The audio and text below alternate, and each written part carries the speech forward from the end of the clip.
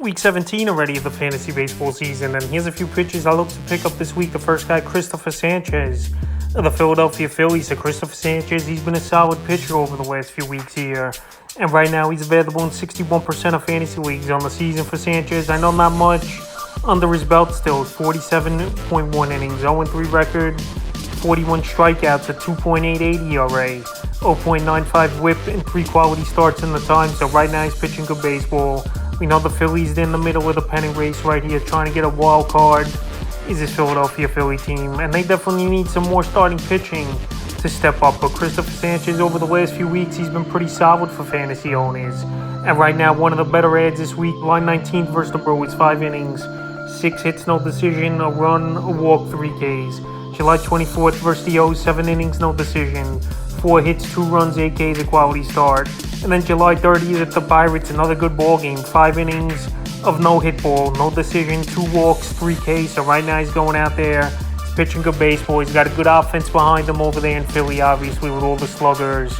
But just wins can't get going here for Sanchez. But everything else, ERA is solid. Strikeouts, for the most part, they've been solid this season here for Sanchez, with 38 strikeouts in 47 1/3. He's more of a sinker, ground ball type of guy, but he's getting the outs. He's keeping the whip and the ERA down.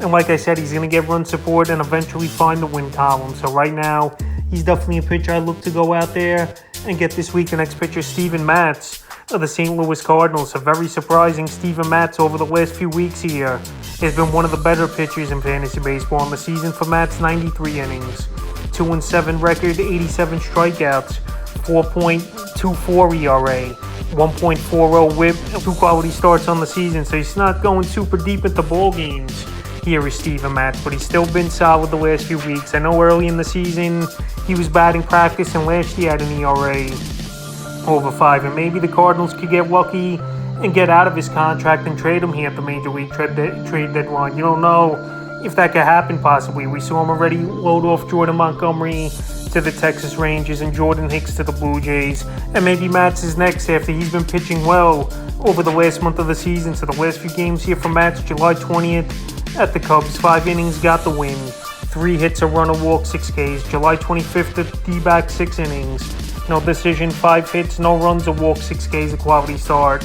And July 30th versus the Cubs, 6 innings in that one, got the win, 4 hits, 2 Ks, a quality start. So very surprising Matz has turned things around. He's still not a pitcher I'm going to put 100% trust in, but right now, well, there's not many options on the waiver wire. Matz is out there in 76% of fantasy leagues, pitching to contact though, getting outs and playing better over the last few weeks. He's a pitcher I would give an ad to this week. The next pitcher, JP France of the Houston Astros. I mentioned JP France out of the 17 ad videos, probably 8 or 9 times this season here. So on the season for France, 84.2 innings, 6-3 record, 58 Ks, a 2.87 ERA, 1.22 whip, and 9 quality starts. So he's a contact pitcher as well. Gets a lot of ground balls, has a good offense backing him up over there in Houston. And the last few weeks here, he's not giving up anything at all pretty much. 14 innings, 2-0 record, 8 Ks, and 0.64 ERA, a 1 whip, and 2 quality starts. So right now, still surprisingly out there in 55% of fantasy leagues here is JP France. And he's been the real deal pretty much the whole season here, ever since he had to step into the rotation with Luis Garcia out for the season. And with the injuries to Yurkirty and McCullers out for the year. So July 20th at the A's, 7 innings, got the win. 6 hits, a run, a walk, 5 Ks, a quality start. July 25th versus the Rangers, 7 innings, got the win. 5 hits, no runs, 2 walks, 3 Ks, a quality start. And his next outings here today versus the Cleveland Guardians. So right now, France, he's going out there. I know versus some bad teams, but then good teams like the Rangers, he's going out there mowing them down. And like I said, not striking out a lot of guys, but I think it saves his arm. And he's eating a lot of innings and going deep into ball games. So right now, well, he's surprisingly still out there in 55% of fantasy leagues. He's definitely a pitcher I look to go get this week. The next pitcher is his teammate, Jose Yurkirty of the Houston Astros. So Yurkirty right now, it looks like he'll be back anytime now. Possibly entering the rotation August 4th. Made one more rehab start yesterday was Jose Yurkirty. So on the season before he went down with the injury, 27.2 innings.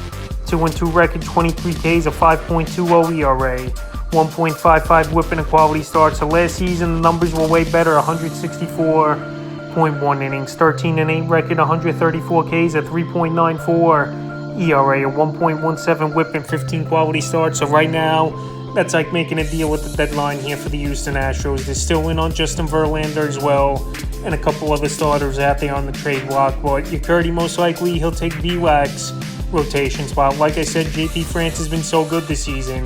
I think it would be a mistake if the Astros take him out of the rotation unless they acquire a big name like I mentioned at the deadline. But anyway, Yurkirty's going to get back in the rotation. August 4th is definitely a possibility after his final rehab start was yesterday in Double-A here for Yurkirty. And we know he's a crafty pitcher. He's not going to get a lot of strikeouts, but another guy, he's going to get some fly ball outs, a lot of balls on the ground. And that's what you like to see, and he's got a team that backs him with a good offenses as well over there.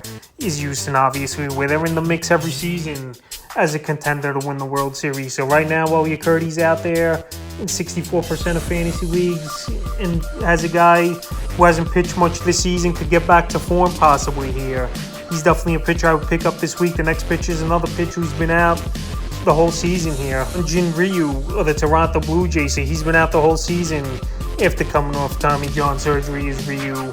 And last year, we only saw 27 innings out of him. 2-0 record, 16 Ks, a 5.67 ERA, a 1.33 WHIP, and a quality start. So he's been out pretty much a year and a half now, is Ryu. And we'll see what he's got. Obviously, he's been a solid pitcher in his Los Angeles Dodger days. He's got a good offense backing him over there for this Toronto Blue Jay team. And he's another guy that's not going to strike out a lot of batters, but he's going to get a lot of ground balls. He's going to go deep into games, usually 6-7 innings you're going to see from Ryu. I don't know, obviously coming off of Tommy John, if they're going to throw him right into the fire, even though he's had tons of rehab starts under his belt. But like I said, another trade acquisition at the deadline, it's like here for the Toronto Blue Jays, to get Ryu back in the rotation where they need help at the back end.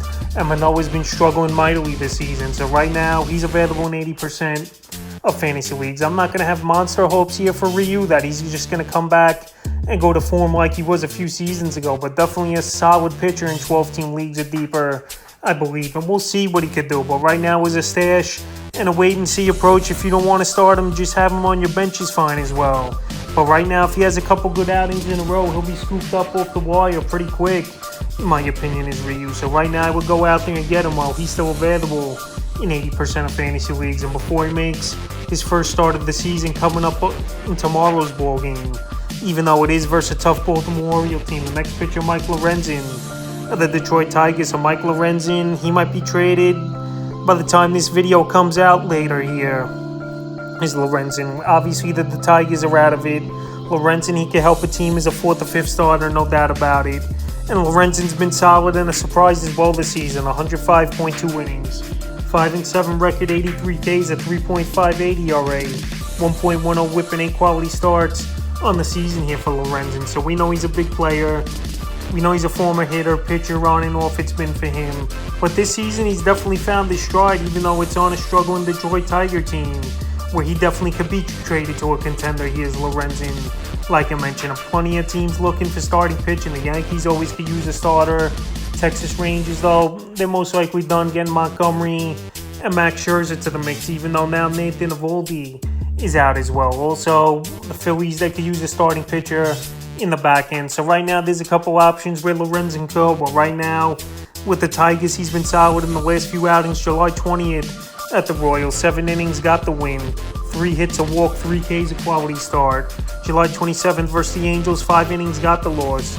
5 hits, 3 runs, a walk, 7 Ks. So right now he's going out there pitching solid baseball as Mike Lorenzen, like I mentioned. This month he's been lights out, 28.2 innings, 3-2 record as well, 25 Ks, a 2.51 ERA, 0.98 WHIP, and 2 quality starts. So right now he's really going out there pitching good baseball. Like I said, definitely could get traded at the deadline, but the last month he's really straightened things out, and he's available right now in 56% of fantasy leagues. The next pitcher, we're actually going with a closer here, Brooks Raley of the New York Mets. It's a possibility he could be traded as well, is Raley. But now with David Robertson shipped out of town to the Miami Marlins earlier last week here, Brooks Raley's taken over the closer role for the New York Mets. And the first 2 closer decisions he got for this New York Mets team, and he's been a solid reliever this season for the Mets. 37 innings, 0-1 record, 2 saves, 40 Ks, a 2.43 ERA, 1.24 whip. So right now with Robertson out, Raley's beaten out Ottavino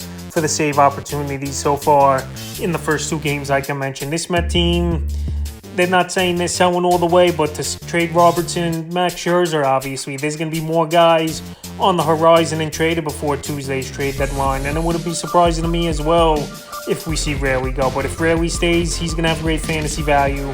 If he gets traded to another team, he's going to only be a 7th or 8th inning man. So right now, well, he's still on the New York Mets, and if he stays on the Mets, he's definitely a solid closer to pick up, and he's still going to get opportunities. This Met team still competing a little bit, even though they're not going to make the playoffs. They still could finish the year possibly around 500. So right now, Brooks Raley available right now in 81% of fantasy leagues. If you need a closer this week, the next pitcher, another closer, who's now the closer over there in Chicago, is Gregory Santos of the Chicago White Sox. After the White Sox have had a fire sale so far, and they might even trade a couple more guys before this deadline is up on Tuesday. So on the year for Santos, 51.1 innings, 2-0 record, 2 saves, 51 Ks, a 2.63 ERA, 1.25 whip. So right now, it's definitely a possibility that William Hendricks could become the closer still for this White Sox team. But I think it's a high possibility as well that Hendricks is shipped out of town for the Chicago White Sox team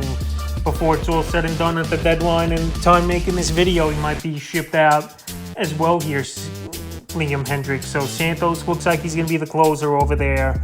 Obviously, they traded Kendall Graveman to the Houston Astros, Ronaldo Lopez in part of the Giolito deal to the Angels. And it's a fire sale right now over there. Very underwhelming season for the Chicago White Sox.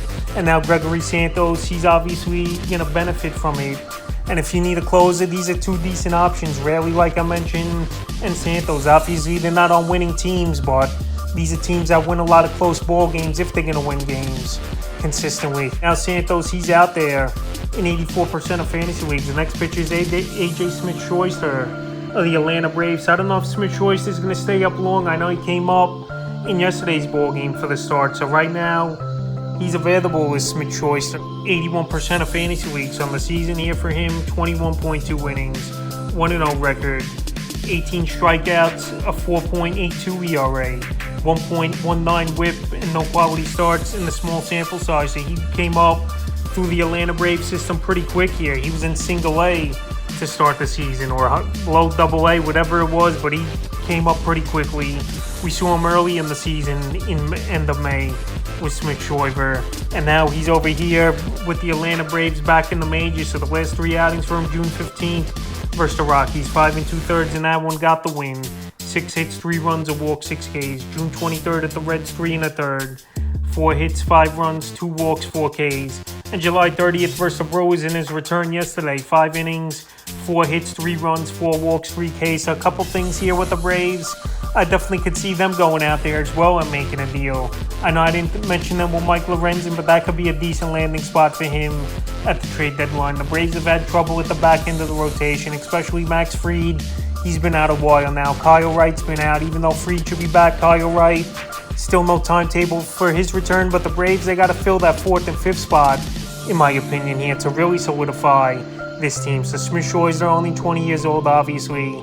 He might not be on the roster long. It might have just been a spot start. And we got to wait and see if the Braves make any deals here at the deadline. So right now, he is out there in 81% of fantasy leagues. Definitely has good upside. Maybe not be this season where we see a lot out of him, but in years to come, the Braves are definitely high on him. That he went through every level of the minor leagues pretty quickly in a year. And I would give him an ad this week if he remains in the rotation. And the final pitch I look to add is Ryan Yarbrough of the Kansas City Royals. So Yarborough's been a very surprising pitcher. I know a few years ago he was solid with the Tampa Bay Rays, but everyone's pretty much solid over there. And then they leave and they're never the same, or the numbers in their performance. But anyway, on the season for Yarbrough, it's been solid. I know not a huge sample size, 51 innings, 4-5 record, 29 strikeouts, 4.30 ERA, 1.14 whip, and 3 quality starts. So right now, he's definitely a possibility as well to be traded to a contender as a 5th starter or even a swingman. So right now, Yarbrough, he's out there in tons of fantasy leagues in 94%. And obviously, it'd be even better for his value if he does get traded by the Tuesday deadline to a contender. So right now out there in 94% of fantasy leagues, pitching good baseball like I mentioned, even on a bad Kansas City Royal team that only has 31 wins on the season. July 19th versus the Tigers, 5.2 innings. Got the loss, 6 hits, 3 runs, a walk, 4 Ks. July 24th at the Guardians, 6 innings, got the win. 6 hits, a run, a walk in that one, a quality start, and a run given up. And then July 30th versus the Twins, a masterful ball game. 7 innings, got the win. 7 hits, a run, 5 Ks, a quality start. So he's going out there pitching good baseball. And I think he could be a decent get for a contending team who needs to fill the back end of the rotation or have a guy in the bullpen in a 7th or 8th inning role possibly. So Ryan Yarbrough is pitching good, even on a bad team over there in Kansas City. And right now I think he could be a back-end solid starter for fantasy owners in 12-team leagues or deeper. So that's a few pitches I look to add here in already week 17 of the fantasy baseball season.